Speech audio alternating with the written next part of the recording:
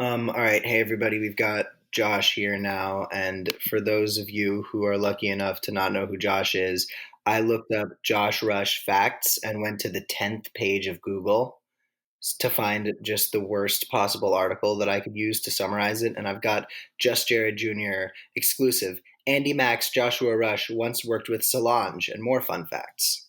So this is our buddy Josh Rush. Say hi, Josh. Hello. Is it true that you are a 15-year-old accomplished actor who stars in Disney Channel's new show, Andy Mack? That's Um, correct. Yes, nothing has changed since that article came out. your character's name is Cyrus. I really felt a great connection to Cyrus that grew over the course of the season, and it's been a joy to give him a voice, Joshua told us. My first impression of him was, wow, this kid sounds a lot like me. He's quirky, not athletic, and generally just a little awkward. He's got a sense of humor that could make just about anyone laugh. That's really insightful, Josh. Thank you. I appreciate that. That was a line fed directly to me from PR. Andy Mack airs Fridays on the Disney Channel. Is it still airing, or did it get canceled because of No, ratings? it got canceled. It didn't get canceled because of ratings. Because of It ratings, yeah. got canceled. Got canceled because Um, it wasn't getting the numbers. hmm? Nobody wanted to advertise on the show because you were on it. Right. Because I was on it, and there was yeah, exactly. All right, Um, get to know Joshua. Here's 10 fun facts he shared with us. Number one, I love to travel, and I often travel free with my mom because of her frequent flyer program. that's Hey, Josh, true. are you also white? I am. I can move my ears, but my scalp is connected to them, so it's like I'm moving my hair. Again, true. Number three, I fell in love with politics at the Ted Kennedy Institute for the U.S. Senate in Boston, Massachusetts. Is that when you fell in love? Well, I would say it's the accumulation of the Kennedy Institute and I mean, there were a bunch of different moments, but yes, Don't mess with me. I had an orange belt in karate in kindergarten. again, true. How aware were you of your bisexual feelings at the time that you were answering these questions? I would say mildly. Number five, I'm very passionate about getting kids excited about reading, and I read to classes at an elementary school once a week. Good for you, dude. I Wow, stand by that. more I won't people let like you make you. fun of me for that. If more celebrities would make videos of them singing Imagine, maybe coronavirus wouldn't have killed so many people.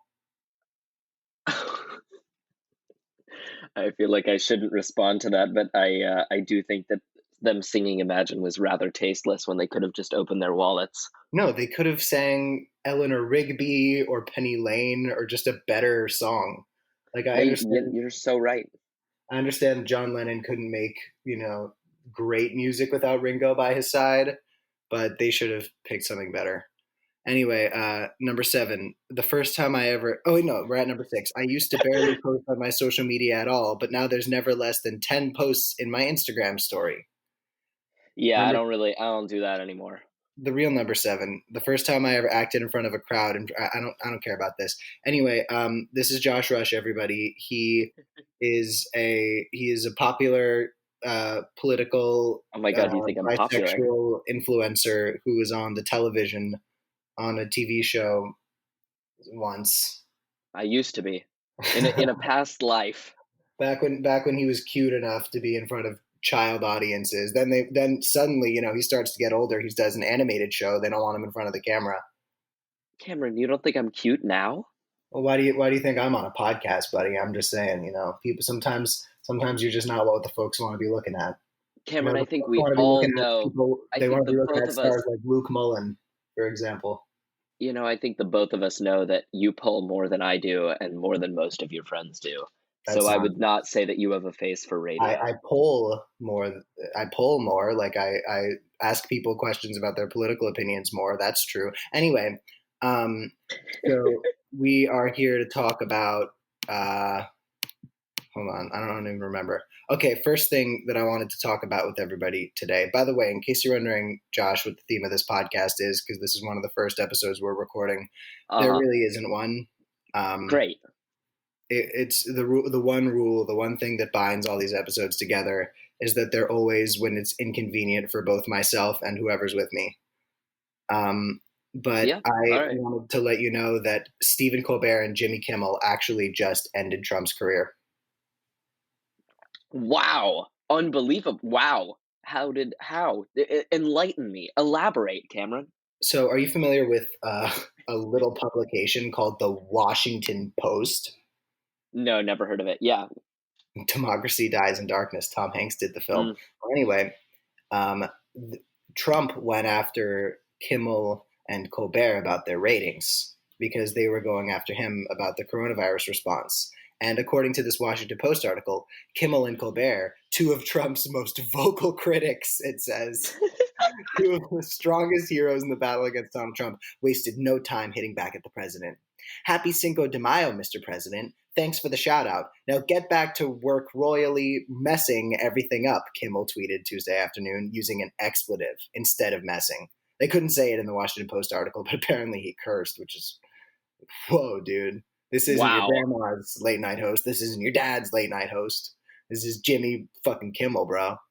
But also, he says, and then Colbert goes on to say, it's nice to know that Trump is staying laser focused on the ball during a crisis. So, really, how do you feel seeing these incredibly influential community organizers standing up to Trump in this crazy time?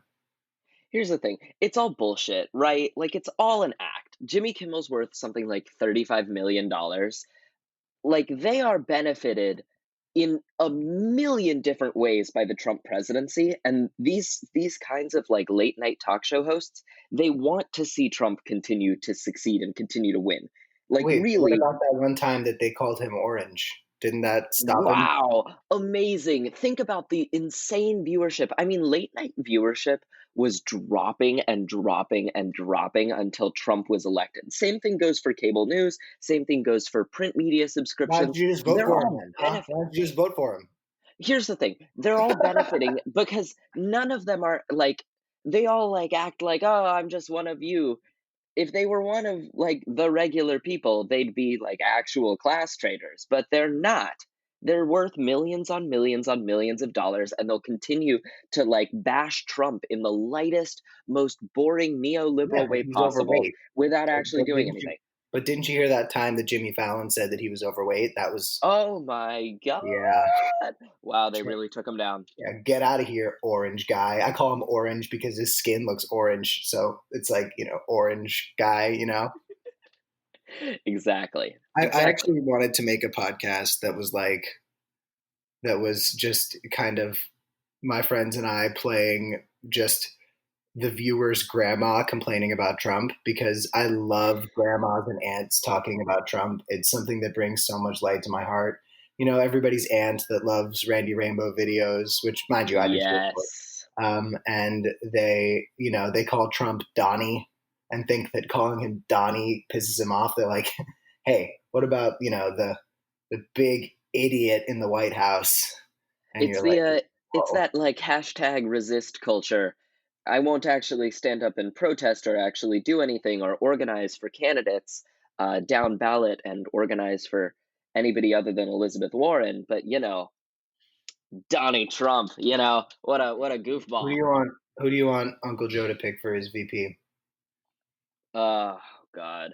It's like, I feel like it's more of a question of, like, who do I think would successfully succeed Joe? Because, I mean, he is old, and I mean, the same thing would have gone for Bernie. I don't know. It's the on the one hand, I'd be like, "Wow, let's have him pick, like, a really cool, young, ultra progressive as his vice president pick," and I Yeah, just I know get that it. that's not gonna You're not happen. you're not old enough yet, Buster Brown. Wait your turn. It's gonna be Stacey Abrams. That's if I was putting money on it, I think it's gonna be Stacey Abrams. Wow. So if she was the nominee, can we call it Stacey's nom? Oh, fuck. What? Get it? Like Stacey's mom? Stacey's nom. Do you know Stacey's mom? Stacey's Yeah, I'm mom. familiar. I got it go. But didn't Stacey? Yeah, she sold out to Bloomberg, didn't she? I believe so, yeah. Let me look But that up. I don't think that that matters at this point Well, no, not to in Biden. well, of course it doesn't matter to Biden, and it's not going to matter to most of the people who Oh, follow you politics. Google her. Hold on. Stacey Abrams, VP is first, then husband, then platform, then net worth, then Bloomberg, baby. Yeah, Um, The Jolt from Atlanta News Now, AJC.com. Stacey Abrams takes heat for defense of Michael Bloomberg's cash-rich campaign. Well, what did she Which say? is obviously morally bankrupt, but she also, to my knowledge, received like a huge donation from Bloomberg Yeah, yeah, yeah. and has campaigned for her voter outreach. And I think that her voter outreach program is something worth defending. I think that that's great. Yeah, he And I donated think 5 million to the Fair Fight voting rights group. so. Here's like the duality of that is right. Like on the one hand, really morally bankrupt to do that and to defend him after you got the donation, but also like I get it, and I think that what she's doing, at least right now with like Fair Fight, I think that's a worthwhile thing to be doing. Um, does she need to Yeah, use? Does she have to have that quid pro quo and defend Michael Bloomberg just because he donated to her program? Hell no, hell no. but dude, money. Come on. I know money. There's money. She says every person is allowed to run and should run the race that they think they should run. And Mike Bloomberg has chosen to use his finances. Other Which people are which using I their agree with. dog, their charisma, their whatever, she added. I think it's an appropriate question to raise, but I don't think it's disqualifying for anyone to invest in fixing America. So my first question is, what candidate do you think she was subtweeting by saying other people are using their dog? Well, I would say I'm probably thinking Elizabeth Warren, Warren. right? Warren just I would say Warren. Warren The has a amount great, of people who like Bailey more than they like Warren is unbelievable to me. you know. Isn't Trump like the first president in an awfully long time to not have dogs? Has no animals in the White House whatsoever. Really Except weird. for Trump, right? Trump's the animal. Get it? Like the orange Whoa, guy, whoa, he's the animal. whoa! You got him. Oh my god! To all the Gentlemen, we great got him. ants listening to this, you're all really good sports. I appreciate that. Is there going to be any editing on this podcast, or is it just going to go straight out? Because if there's editing on it, I would love to have like some air horns when we say like, "Whoa, we Yeah, got I can Donald do Trump." a. I can. I don't think I can go back because I don't really know how to use this program. But I can add a like a ballpark thing right now. Let's do it again. Hey, Okay. Donald Trump is the real animal in the White House, right?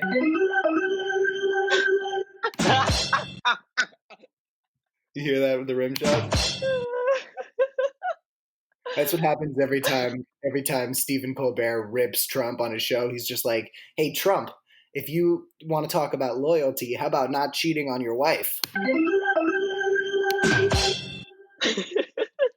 Thank you very much, everybody. This this podcast is brought to you by fucking nobody. Nobody wanted this. Nobody wants to hear it. Nobody wants to buy anything that we tell you to buy. Literally, an endorsement for us for your product is going to get people not to want to Worthless. be like us. Anyway, so what was the plot of your Waldo show? Where's Waldo is a show about a show about a young boy. His name is Waldo, from those very famous childhood books, and he wears red and white stripes, and he and his friend Wenda go all around the world. Sorry, it's been like a while since I've done press about Waldo. He and his friend Wenda go all around the world. Have His you partner ever Wenda. did press about Waldo? Yes, we did press for Waldo. We had to yeah, I had a whole thing like a whole spiel memorized about Waldo. They go around the world, they solve mysteries, and they collect magic keys for the Worldwide Wanderer Society. That sounds like globalism. Was it funded by Soros? As far as I know, it was funded by NBC Universal and DreamWorks. Let me ask you, did the right get all pissed off that there was a female character added to the center of the story? Were there protests that you don't Well, need you know, more? Wenda's a character in the books, as is Odd Lulu and Wizard Whitebeard. Um, Who voiced all of the Wizard Whitebeard? characters. Sorry? Who voiced what is it? Wizzy Whitebeard? Wizard Whitebeard? Oh my god. The whole cast that we had a great cast. Um, I'm gonna pull this up. Wasn't my 2019 prom date on it? Who was your 2019 prom date? Are you kidding me? This was Oh, a huge. Gracie! Grace Kaufman. Yes, I believe Grace was on the show at one point. Do we know if she's rebranding to Gracie or is she sticking tight with Grace? I don't know. You know, I that's an excellent question. She was on Um, season 1, episode 10, which was called "The Strength of Scotland." That sounds like oh yeah. That sounds like Brexit propaganda. Yes, exactly. That's what the show actually was, is Brexit propaganda. Oh, We had, Tom Kenny was we had on it. Tom Kenny was on it. Tom Kenny is, yeah, he did a couple of different things for us. For those Uh, who don't know, he was the voice of SpongeBob and the voice of the jelly bean that attacked Morty in a bathroom in Rick and Morty. the voice of SpongeBob and that jelly, whatever that was, and also his daughter and I have got like a weird history because in middle school we were members of competing Model UN clubs. Um, Of course, you were in Molly that's UN. my, yeah, of course. I played the little imperialist game. I like it. It's fun. I Wait, what the like hell it. is Where's Wally? Where's Wally is the British name of our show, and there was also a British show called Where's Wally prior to Where's Waldo coming out. Yeah, 2002. Yes. When they recast you? No, it was they were different. Excuse me, they were different shows. That doesn't make any fucking sense.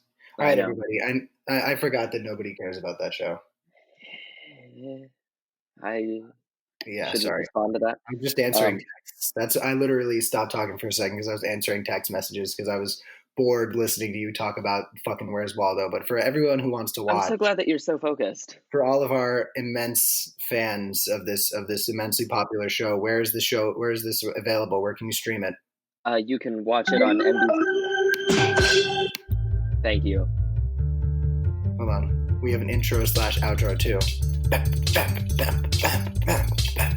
Okay. What did I tell you we were going to talk about on this episode again? You told me that we were going to talk about your friend who got stuck in a pyramid scheme, but we do just kind of start talking sometimes and just never Well, get to what we I were. have ADD. Remember? Well, Is don't we all? is there anything we But didn't wrap also, up? yeah. I didn't get to tell people that you can watch Where's Waldo on Peacock. Oh, hold on. Um, How does that make you you can feel? watch it. You can watch it on NBC's streaming service, Peacock. Does that make you feel Um, small when I do the ballpark sound? it makes me feel big. It makes me feel like I'm like about to hit a home run.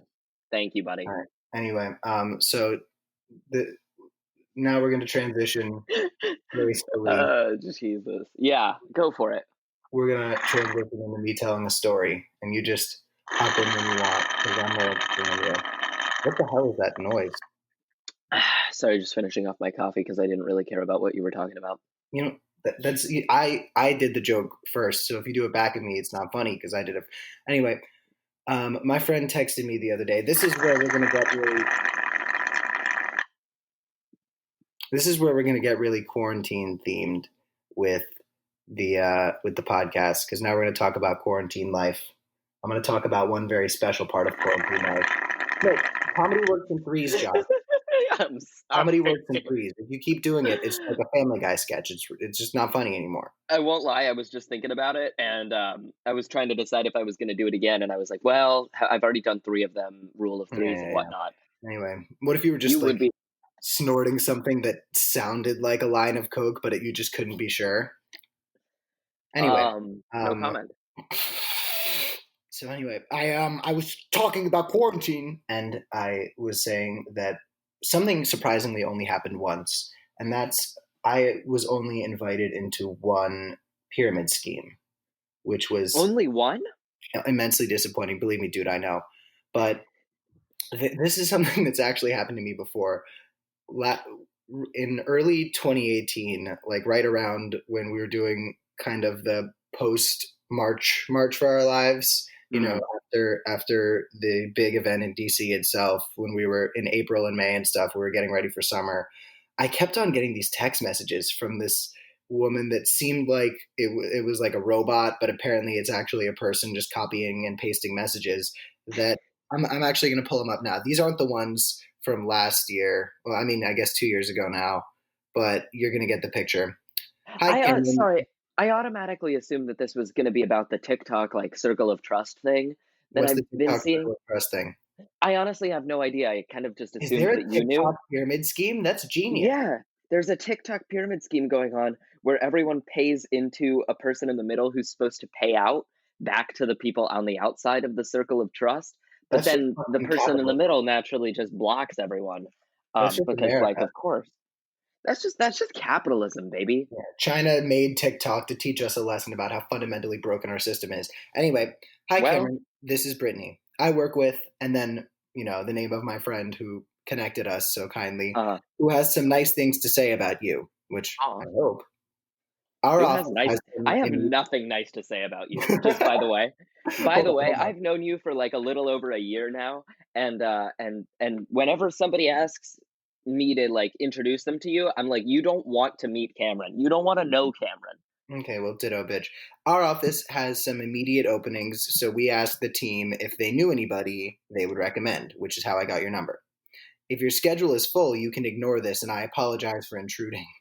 But if you want to learn more, click the link below for the position description. It's flexible around school and other jobs. The people are fun, and the pay is pretty solid. So, the first thing that I notice in this text Uh-huh. is that it doesn't say what the job is. It says, our office has some immediate openings, so we asked the team if they knew anybody they would recommend. Which Which, is super nondescript, oh, what do you mean remarkably our bland. office? Or were you in the office and you asked everybody in the office on April 25th, 2020? Um, Everyone in the office was just talking about you, Cameron. yeah, exactly. I normally come up in offices. Um, We were just all doing our job work when we just kinda started when we started discussing you instead of our important work things. collecting those sweet dollars and percentages and numbers that we make. Mhm. Securing the bag, as they say. Um, so then the next day, after not responding, I get, hi, Cameron, I want to reach out one last time, and make sure you saw my text yesterday about part time work. If so, and you have no availability, I apologize for blowing your phone up. By the way, that and you have no availability was in parentheses, which is grammatically incorrect. I don't know if you know, but I go to Columbia. Wow. Anyway, We got but if her. you, We got her, ladies and gentlemen. yeah, look at that. You go to NYU, which is like Columbia, except it's not as high ranked on many of the lists. Thank you, appreciate that.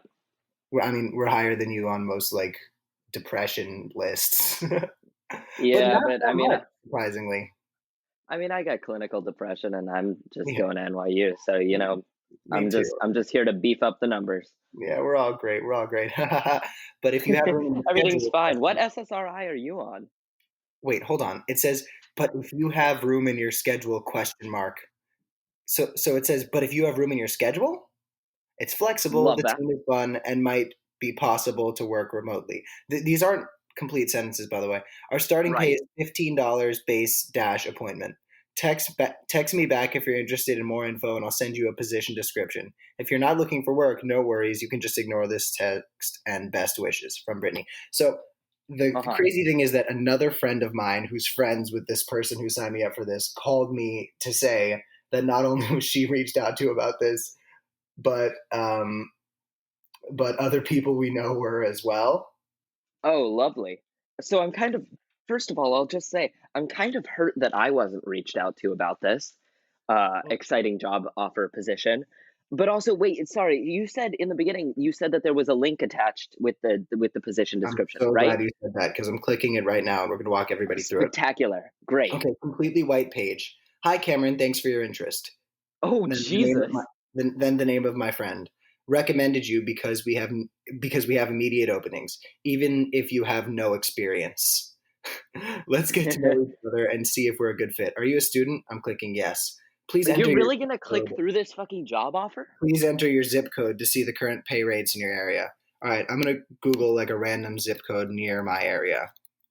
Just 90210. This is very easy. Fort That's Lauderdale. the No, because world's most famous zip code. All I'm right, clicking fine. on Fort Lauderdale zip code. Okay, I am putting 33301, which is not my zip code. The Uh-huh. starting pay is $15 base appointment. That's the base pay in your area. Oh my God, that's totally what it says for all of them, by the way. So you do Yeah, of not have course. to sell anything to get paid. Thank God. Um, Wow. this is the name that, and then your friend gave us for you. If it's correct, just click next. If you prefer to go by a different name, please change it below. So I'm changing it from Cameron to Joshua Josh Rush, Rush. I assumed. Yeah. Okay. Great. Special. Thank you. The openings involve working with customers, following a simple outline, explaining well known products, and answering basic questions. Do you feel honesty is important when interacting with customers? I'm going to put No. no. It says, Thank you for Because being that's upfront with us. Unfortunately, it doesn't look like we would be a good fit for each other at this time. Good luck and best wishes. what? I mean, look, I appreciate that they value They honesty. really Yeah, it turned me aside. I wish I could show I can't believe everybody. you just got turned down by the pyramid It scheme. was a blank screen with just that text, as though my phone was getting hacked by the fucking Illuminati. Anyway, so per my understanding, what this is, and I could very well be wrong, so maybe this is just made up storytelling fun. But what this program is it's a door-to-door knife selling program. Oh, like Um, a Cutco knife. Yeah, yeah, yeah, yeah. like a Cutco knife thing. As a matter of fact, I think Cutco was what I was invited to last year, Wow. or 2 years ago, I guess. But basically, do you remember the episode of It's Always Sunny in Philadelphia where Danny DeVito was trying to not like it was right in the middle of the 2008 crisis, and everybody at Patty's Pub was freaking out, and they were trying to figure out a way to keep people coming to the bar because the economy was in the tank. So Right. Danny DeVito's plan was to go door to door selling knives, and he ends up like going to this woman's house and then accidentally just cutting his hand open, and it's gushing blood all over the place. And but the Clearly the thought of knives are very going door sharp. to door selling knives in the middle of an economic crisis, I feel as though I should take the Danny DeVito on It's Always Sunny route here and go for it. I think you should live your dreams, Cam. And if your dream is to go door to door selling Cutco knives, which by the way are like surprisingly good knives. I've like used a couple of them before. I don't own any, but I've used them and they're surprisingly good. Not an advertisement. Don't buy them. They're not ethical Oh yeah, as a company. the whole time. Um, This podcast has actually been sponsored by Cutco Knives. no, but it's such a god, what a weird business model. Just like Well, sell your like they're not bad knives. Like they would easily sell on store shelves. They have to be making way, way more money by doing it like this. I mean, Like it's they've got to be. The thing is, MLMs like God, like Plexus and Herbalife and all these others, they make so much more money than they ever would on store shelves by selling like they do and by creating that like weird cult of personality based around their product. it's funny you say that because I googled best pyramid schemes 2020, and there's a website called www.myfrugalbusiness.com Oh with a list God. top 10 MLM companies, which for those who need to be cam-splained, it's It's a multi-level pyramid marketing. scheme. It's a pyramid scheme. It's a Just reverse watch funnel watch system. well, just watch the John Oliver bit. It's better than either of us could ever Well, explain. you ever see John Oliver take down the orange guy? Hold on, hold on, hold on.